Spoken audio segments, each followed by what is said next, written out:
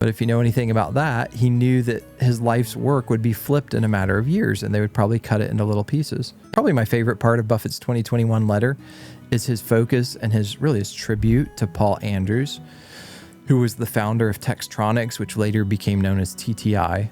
He was laid off from a major company, and he ended up building his business, Textronics, later renamed TTI, into a company that eventually reached $7.7 billion in annual sales, right? And it came time to sell this company that's doing almost $8 billion in sales, and he had a lot of options.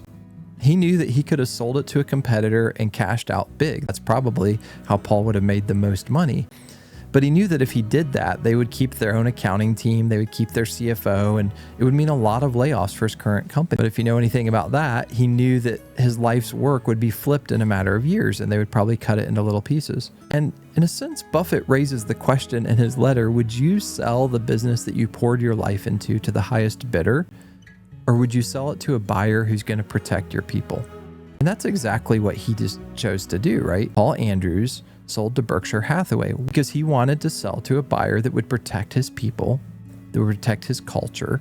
Under Berkshire, TTI grew from 2,387 employees to over 8,000.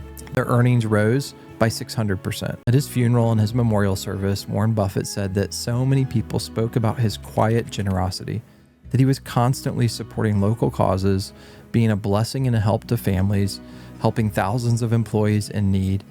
Proverbs 13:22 says, a good man leaves an inheritance to his children's children. Paul Andrews left more than wealth. He also left a legacy of integrity and generosity.